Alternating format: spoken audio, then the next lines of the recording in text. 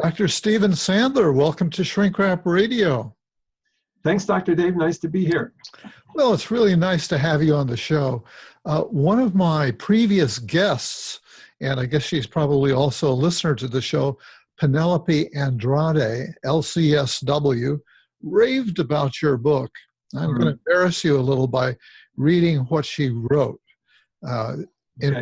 In part, Penelope wrote, "As a writer myself, I so appreciated the light touch, grace, charm with which Dr. Sandler was able to weave historical psychoanalytic notions, compelling case transcripts, touching personal revelations into a gripping evolutionary tale.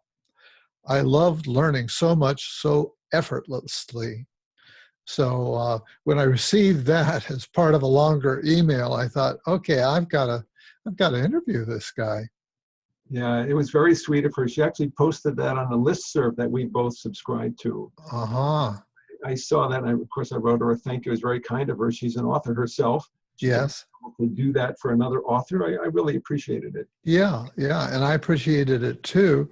And the title of your book, we should hasten to mention here, that she's referring to is Tea with Freud. I've actually got a copy of it here to show the world. Tea with Freud, an imaginary conversation about how psychotherapy really works. And it's not terribly thick.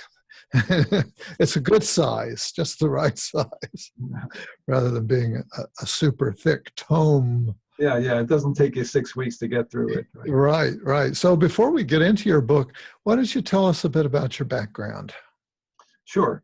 Long ago, I was an English major with pipe dreams about being a writer. Yeah, I've been there myself. Then I was a school teacher, and then I decided to go to medical school.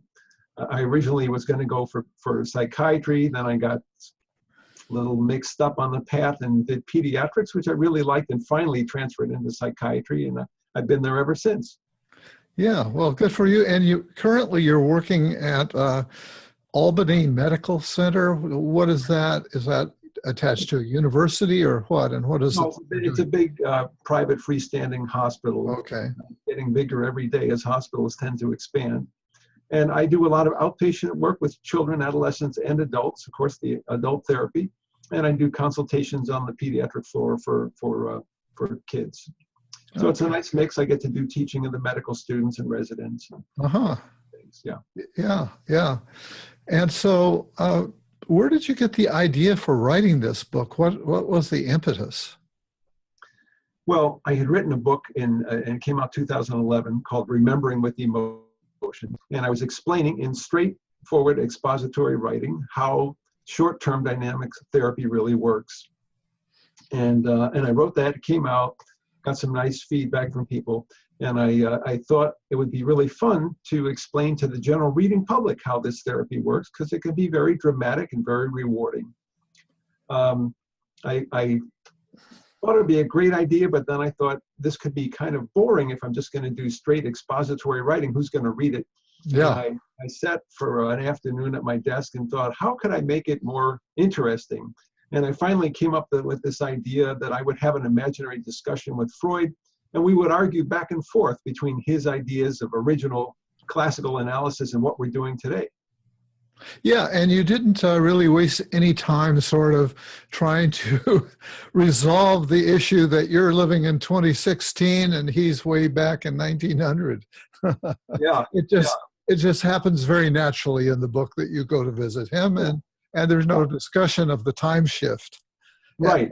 Yeah. I thought, should I jump into a time machine? And I said, well, no, I figured the reader would imagine that I'm in the even number chapters in my office describing real patients, and in the odd number chapters chatting with Freud as if a fantasy of chatting with Freud. Yeah, and did you suffer any sense of self-questioning that about talking to the great master Freud, that you had the impudence to write such a book? Was that at all a struggle? Yes. I would think it would be, because I didn't want to, sorry. It's not Freud alone that you're worrying about, but all those other psychoanalysts who might read this book too. I was concerned. Yeah. And so first of all, I did a lot of homework. I read and reread Freud, some of Freud. You can't read all of Freud in an afternoon or in a year. And I read biographies, reread some biographical information, and I read his letters, which I thought were most helpful with this book, trying to get a feel for who was this man interpersonally. And in the letters, you really get a feel. But when I was done with the first draft, I contacted a woman named Robin Renders, who's a psychoanalyst in Stockbridge, Massachusetts. And I said to her, I need somebody who teaches and studies analysis, which she does, and she practices. I said, I need somebody to check me out. Am I creating a Freud that is not inconsistent with who he really was? Am I being fair to the analysts? And am I presenting his ideas correctly? I was pretty sure of the ideas, but the other things I was a little concerned. So she gave me some good feedback. In just a couple spots, she said, you're not really being fair to modern analysts here. You're talking about how it would have been done in the 50s, and I cheerfully corrected the manuscript. Yeah. But she was my reality check. Yeah, good. Once I got into it, I thought, this is a little bit nervy to present an imaginary Sigmund Freud and say that this is who he was. Yeah. And the conversations with Freud actually have some more or less actual cases from your practice. So the question arises, is this book fiction? Is it nonfiction?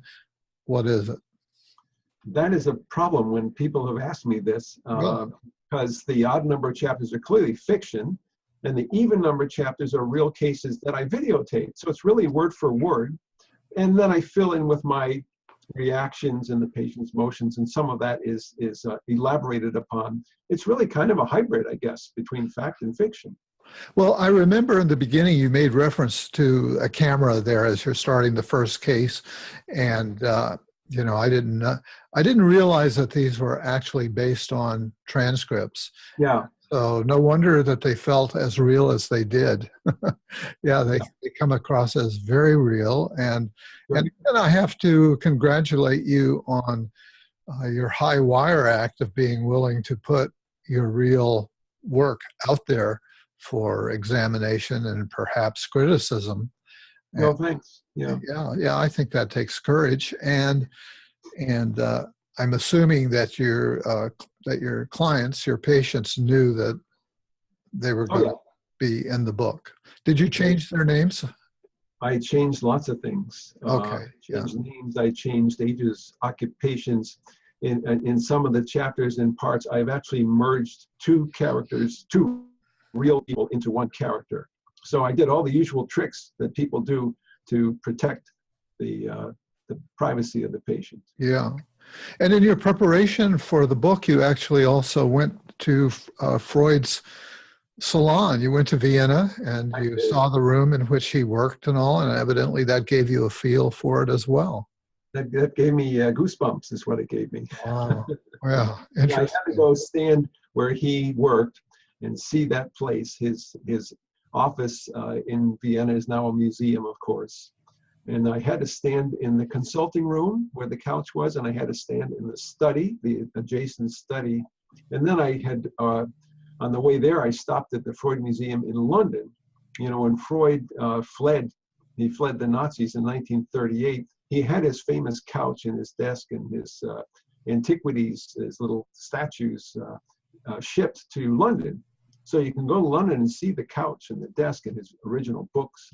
It was a wonderful experience, and it really helped me get the feel for what I was trying to say.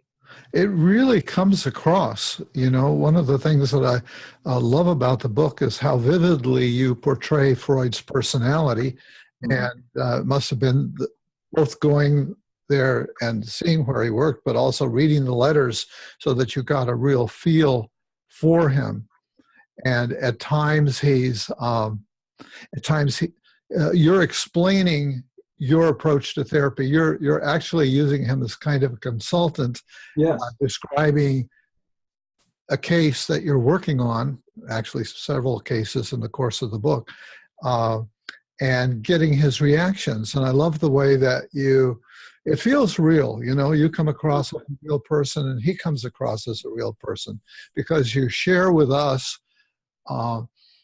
you're sort of wishing for the blessing of the master, that you're updating him on how psychoanalysis has, what impact it had, and how it's evolved over time.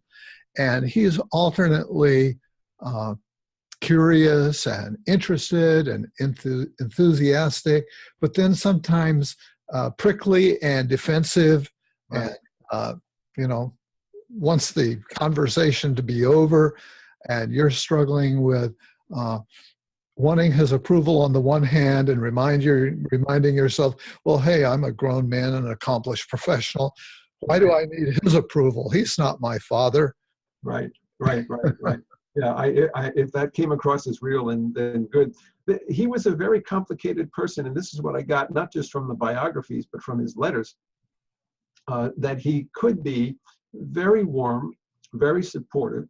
He had his private little Wednesday meetings with several selected analysts he had trained in Vienna. And of course, he met with other people like Jung in Switzerland. He could be very warm and very supportive, and then quite suddenly turn on you and say, you're not respecting psychoanalysis, you are off the beaten path, and I'm done with you. Yeah. He could be quite like that. So I tried to put all that into the book. Yeah, you really captured that.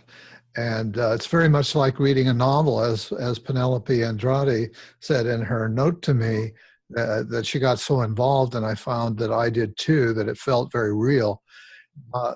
Also, though, you went into, you did something similar with some of the other major figures of the time, notably Charcot.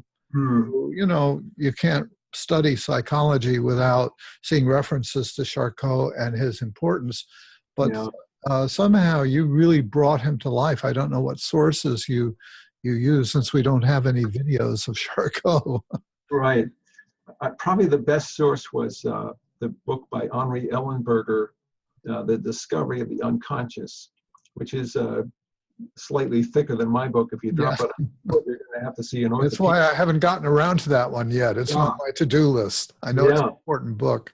He gives some very clear descriptions of what it was like to be sitting in Paris in 1885 when Freud went there and listened to Charcot. It's very riveting, really. Charcot was apparently not only a brilliant physician, but a very, very gifted speaker.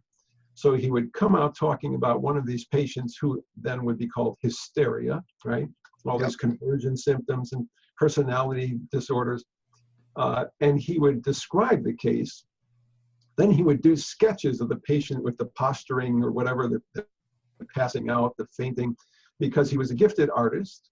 He would show photographs because photography was coming into its own. He would act out the part. He would quiver and almost fall on stage to show you. And then he'd bring out the live patient. So by the time he was done, people were just mesmerized. And they would come from all over Europe to hear this man's lectures, people who had nothing to do with medicine, thinkers and writers. They would just come to see him talk. Yeah, I was struck by that. I mean, you really brought him to life, and how exciting he was. At the same time, somewhere you make a rather important point, is that we don't know anything about, or not much maybe, about what he did therapeutically.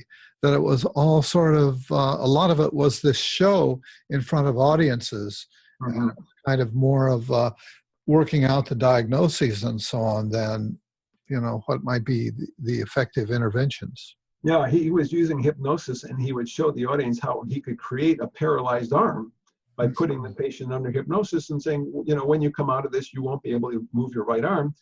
And lo and behold, the patient couldn't do it. And then he'd put her back under and tell her you can move your arm. But I didn't read anything that would lead me to think that he was actually trying to cure them of all their symptoms with hypnosis. And that, of course, is what Freud and Breuer were trying to do. Yes. They kind of took it a step forward. They sure did. Yeah. Now, a lot of people, Freud's very much alive. I mean, we live in, I used to tell my students, we live in a post-Freudian world, like fish in water who are not aware that they're in water. Yes. Yes. And we take for granted, basic Freudian notions like repression and projection and so on. It's in everyday speech. People who never went to college will have incorporated some of these ideas, even though they've never had a class in psychology. It's just part of our culture. And at the same time, Freud's been roundly attacked from many quarters. Yeah. So one of the things that you kind of go into in your tussle with the imaginary Freud, or as asides, or what are the pieces that we mostly reject today, and what's the stuff that still has some gold in it? Yeah, and I like your fish in the water analogy, by the way, because we have imbibed Freudian ideas, and then in the next breath say, well, Freud's obsolete, right? Yeah. But what I tried to do in the book is kind of do a sorting out, and I think that's where we need to be as a profession and in the culture in general. We need to take another look and do a reevaluation of Freud and realize he was a very prolific writer, an immensely prolific thinker, and he did not hit the bullseye every time, of course. The idea that men are coming into my office and waiting online to get help for an unresolved Oedipus complex, it just sounds absurd to me. It sounds silly. But as you say, there are ideas like repression and projection and defense mechanisms and transference and resistance. They go on and on. Mm-hmm. There are wonderful ideas that have been salvaged and used in these short-term dynamic therapy models. And now there's a burgeoning body of research that says these ideas really work.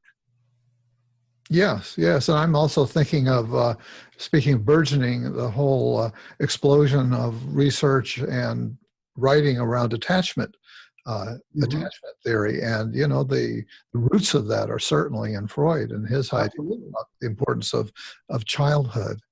Now, you've mentioned it a couple of times, short-term dynamic psychotherapy. That's what your first book was about, and it's often abbreviated STDP. Right. So over the course of your book, you're really, as you're trying to bring Freud up to date and saying, here's how we've utilized some of your thinking, and it's very much rooted in STDP.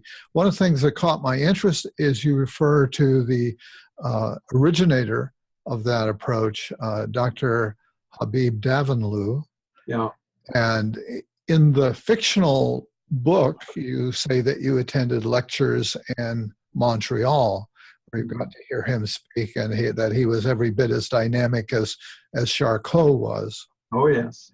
Did that happen to you in reality? Did you Yeah. actually take course? I was hoping that was the case, but I didn't know. Yeah, I guess you don't know in my book what's real. Yeah, right. In 1989, it was, a friend said, you got to go hear this guy Davanloo in Montreal. And I said, nah, I don't. He said, you got to hear this guy. So I went up there. It was a 3-day marathon session. So this man jumps onto the stage full of energy and some kind of strange charisma, we all felt. And he starts talking about psychodynamic concepts. And okay, so he's talking about getting through the defense mechanisms and bringing out the unconscious rage and language that I was quite familiar with from my residency training. But then he puts on a video, and I was absolutely blown away. It changed my life. The first hour of that conference changed my whole career. He was confronting the patient's defenses in a way that was, I thought, way too aggressive. But the idea was you confront the defenses, you see a breakthrough of real affect, and then the patient starts to make all these connections between his current symptoms and his past life, often early attachment problems. And it moved so quickly and so beautifully, I was just so impressed. So that really did happen.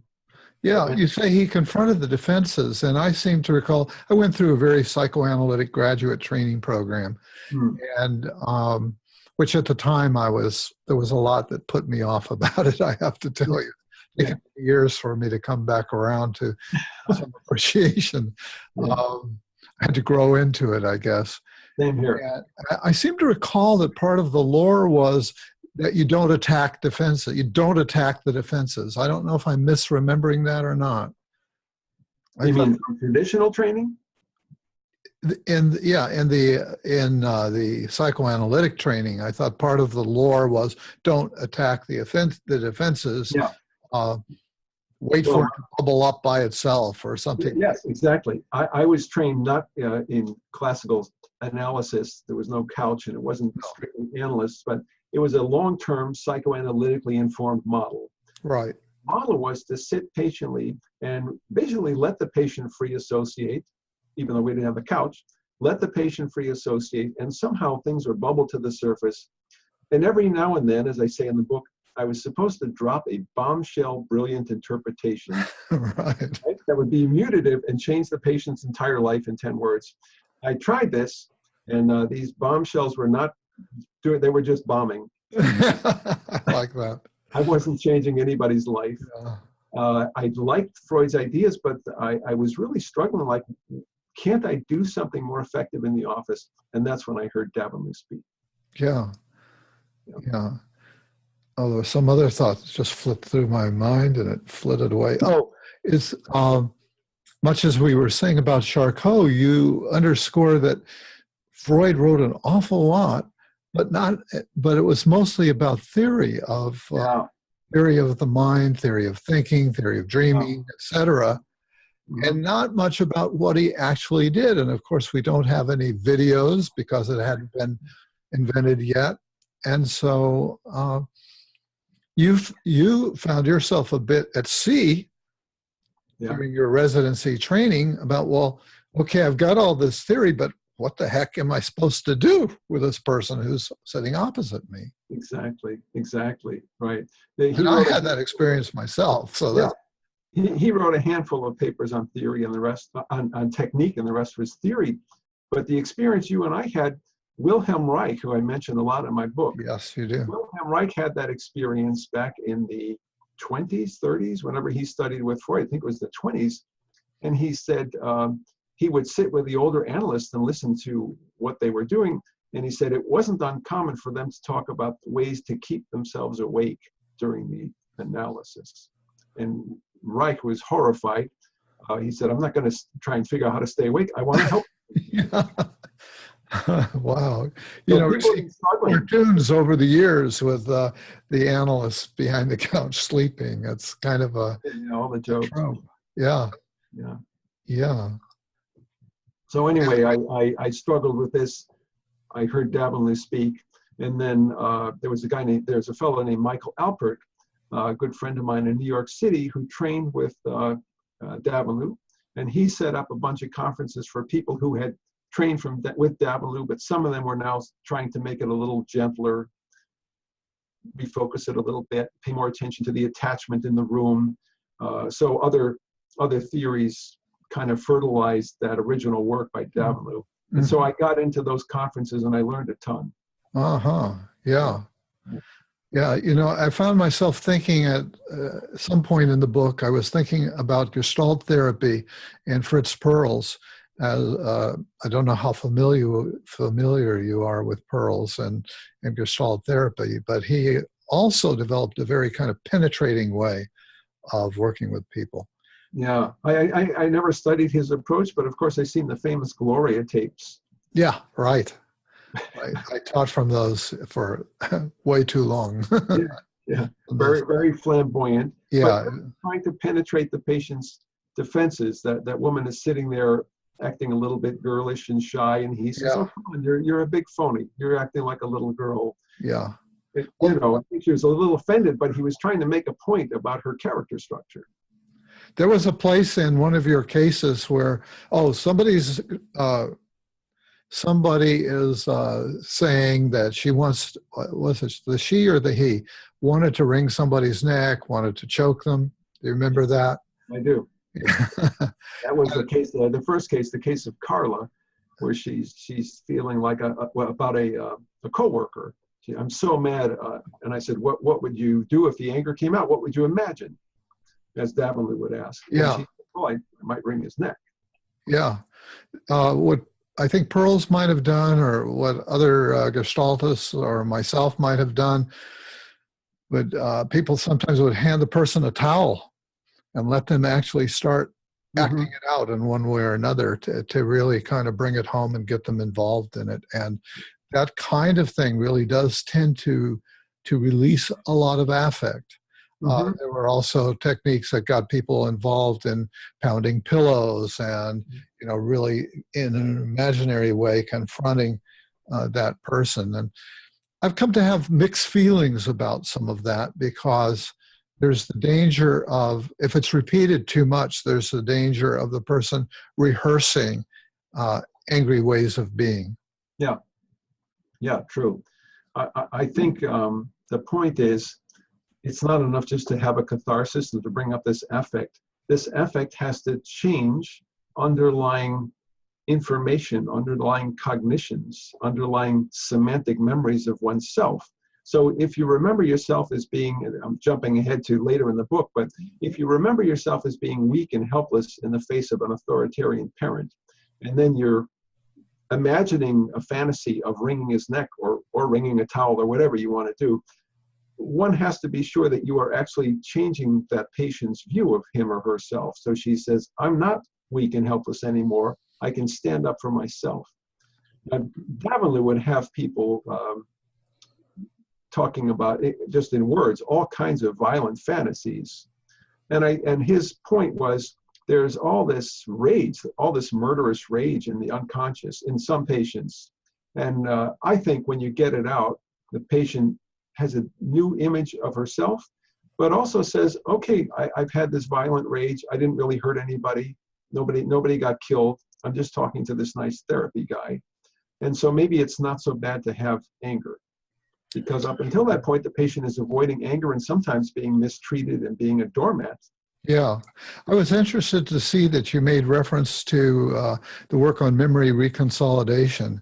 Mm, And Bruce Ecker, who's written about that, is somebody that I've interviewed and been very impressed by that approach, yeah, which seems to underscore the importance of having that release, but combining it with not only the kind of insight that you're talking about right now of having some kind of cognitive structure that it fits in with, but also, if I understand it correctly, creating a new memory. yes. This is the part that I want to say. Maybe you can say a bit about that. Yeah, I've read Bruce Ecker's book and I swapped emails with him and talked about our approaches. We were actually on a very similar path, that we were both reading the animal literature, the animal studies on memory reconsolidation. Mm-hmm. And in fact, I wrote a paper on it back in 2007. But I think my interest in this or noticing shifting memories first started when I studied EMDR. I went to Francine Shapiro's seminars, Okay. and back in 97, so I started doing the eye movements with people. And some people would say the whole memory looks different now. The aggressor looks smaller, I look bigger, the sunshine is pouring in, all these very different visual memories. And then, of course, in her protocol, she says, what positive cognition would go with this? Well, I'm no longer helpless now, I'm strong. Uh-huh. So I was starting to notice this and thinking, well, what is going on with the memory stuff? And then I started reading papers, animal studies, as well as some clinical people from early in this century onward, speculating about this. Bruce Ecker did a wonderful job, by the way, of plowing through that animal research, which is murderously dry reading, Mm-hmm. and trying to extrapolate in his own way, his own techniques. How do we get to the point of shifting these memories? And what I've written is, I think that is what we're doing with this very emotion-focused dynamic therapy. Yes. Yeah. Yeah. So say a little bit more, I guess, about, the subtitle of your book, once again, is making reference to it here, an imaginary conversation about how psychotherapy really works. So, and so I think this is a good book for somebody who is a therapist and who's wanting to either refresh, every now and then you need to get recharged and Yeah. reorient yourself what is it that we're doing here?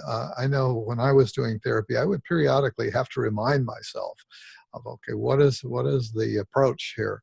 And so I think this would be the dialogues that you recorded with your clients really illustrate a process that people can learn from, and even experienced people can refresh their memories from.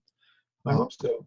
Yeah, I think so. But sort of take us through the main concepts, if you will, of short-term dynamic psychotherapy.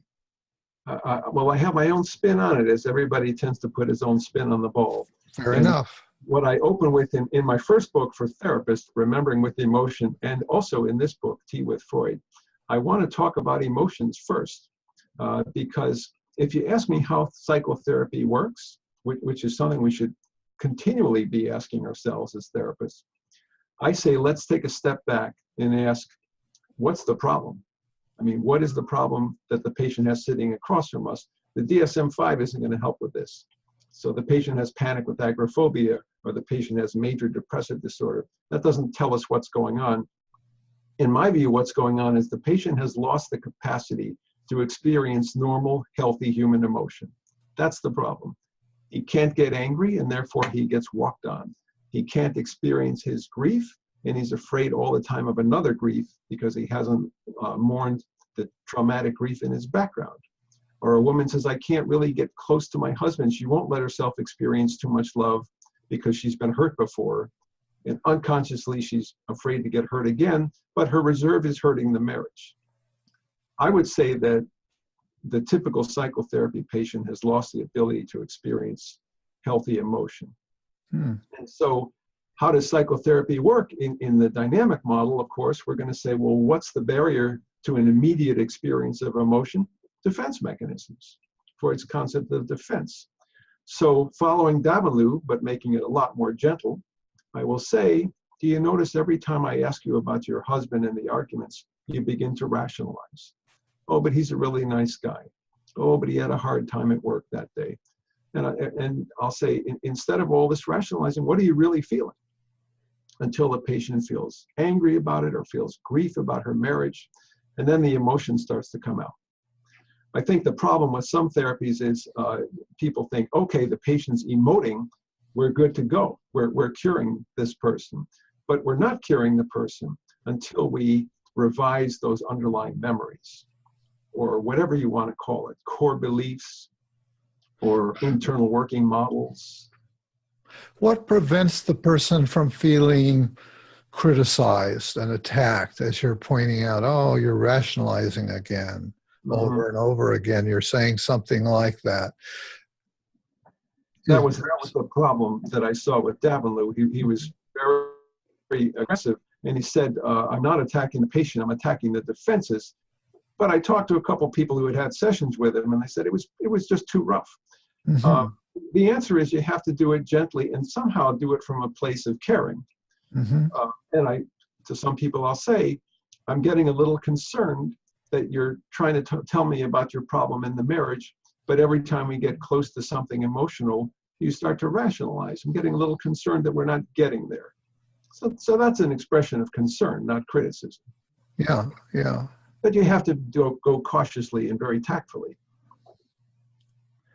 There's a part in your book where you're dealing with father issues with a client, and I believe you in the context of the book, you make reference to your own father. Can you tell us about that? Yeah, I was working on the book. My father at the time was an ancient 98 years old, still living independently, and kind of an ornery cuss at times. And I put a line in comparing him to Freud someplace, and I said, no, I don't want this to be autobiographical, and I deleted it. The next couple days later, another line comes up about my father, and I delete it. And I said, you know what? Maybe I should put those lines in and just write it and see how it feels. And I think it was a bit of a catharsis because he died in the middle of me writing this book. And I realized in the book, there were some parallels. My father wasn't Sigmund Freud. My father ran a fish market. But there were some parallels in that cantankerous nature And certainly when I was a young boy, trying to figure out if my dad approved of us was just a total mystery. So it was a little cathartic to write it. Yeah. Did you feel like you were kind of working through some issues in the process of writing it? Dialoguing not only with Freud, but in a way with your father. Exactly. A little parallel process there. Interesting. Yeah. Interesting. As you were dialoguing with Freud, I'm wondering if it ever began to feel real to you, that, in the sense of, not that you were hallucinating, but the feeling of, that you were dialoguing with a real person, even though corporally he wasn't there. It started to feel very genuine. It felt like for about a year and a half of my life, I lived with Freud and Charcot and Breuer and family. And I noticed the funny thing that when I was done, I was at a library book fair showing my book, and some woman walks by and makes a really nasty remark about Freud out of the clear blue. And I had such an urge to jump up and defend him and say, "Don't talk about my friend like that. You shouldn't talk about him. You don't know him the way I know him." And then I said, "Oh, wait a minute. He died in 1939. I've never really met him. Yeah. But I have this connection to Freud now. I do." Yeah. And I suspect that Freud had qualities as a therapist that somehow aren't captured in the, as a person, and as a person and as a therapist, probably has some qualities that weren't captured or gotten across in his writing. I suppose we would know some from people who were clients. I guess some of the analysts that were in his inner circle had been seen by him. That is true. There's also a book by a fellow named Rosen that I discovered. He, I think in the 60s, found some of the older people who had been analyzed by Freud, and he got them to do interviews for his book to say, what was he really like in the office? I have to say, I was not overly impressed with what I read. Oh, really? I don't know how good he was as an analyst, really. Yeah. Near the end of the book, you bring in the topic of spirituality. And so let's talk about that. Yeah. Well, there's a middle step. So I read about memory reconsolidation and read people from 2001 on right up through Bruce Ecker, and I've written that I think this makes a difference. But for some people who are having trouble, I added a little piece in my first book. I said, how about we systematically look at positive attachment memories? Not just look at the bad memories over and over and over, which can get redundant and useless, but to say, can you tell me a time when you had a good moment, a shared moment with your father? People often resist this at first, and then there's a flood of emotion that comes up because most people have had good moments with a parent, and they've kept it in. They've locked it up in a little dark cellar in the unconscious because it's painful to look at that compared to other experiences they had. But if they can do that, they start to feel a greater connection. They say, maybe I'll visit the grave, or maybe I'll call mom. And I wrote about it as something of a reunion process. So this is a little piece that I've added to memory work. Yeah. Let's look at positive memories. When I started doing that, I noticed several people come in and start talking about spirituality. I didn't ask. But somebody would say, I've always been interested in Buddhism, and I find myself reading more, or I've gone back to church or synagogue or something. And then it occurred to me, if they can experience this sense of reunion with the parent, maybe that's a gateway towards a spiritual experience, towards what Ed Cronick in Boston called the dyadic state that can happen between mother and child. And so that's what I'm trying to pitch to Freud at the end. Of course, he's totally against it. But that's where I go with it. Yeah, interesting. And that puts me in mind of the whole positive psychology movement, and also narrative psychotherapy, which, if I understand it, has the person, instead of rehearsing that old negative story that they have, to kind of retell the story, not in a dishonest way, but maybe picking up, as you say, on the kind of good things that they didn't focus on. Yeah, to rewrite the narrative of your life. Yeah.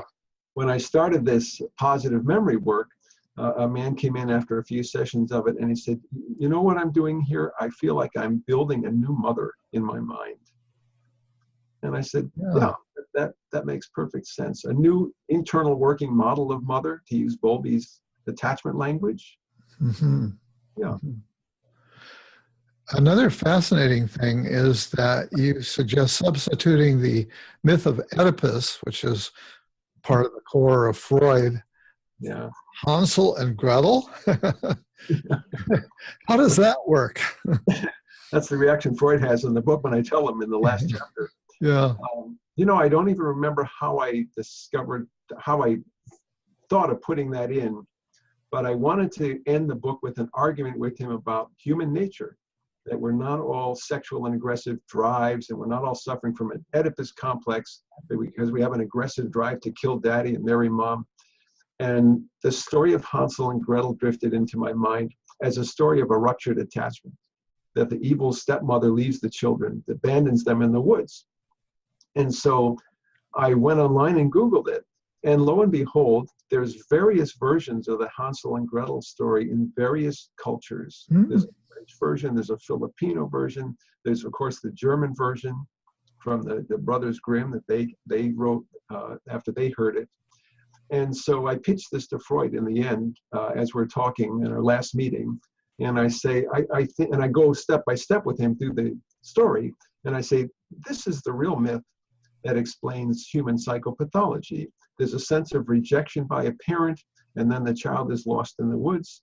And then you have to kill the evil witch, who is, of course, the bad memory of a rejecting mother. Mm-hmm. And then there has to be a reunion with the parent. It's interesting. I'm very interested in Jungian psychology, and the Jungians put great store in mythology and fairy tales and things like that. And so it's interesting that you discovered that, hey, this story has a kind of timeless quality, that it's popped up in different cultures because it speaks to a core existential reality that we resonate with. Yeah. I'm not a Jungian, and I haven't read too much of his work, but I'm aware of his interest in core myths. That Yeah. Well, we've covered a lot here. I wonder if what we haven't covered, that maybe is there anything else that you'd like to comment on? I hope that the book will do two things. Number one, convince people that Freud has a place at the table in the 21st century.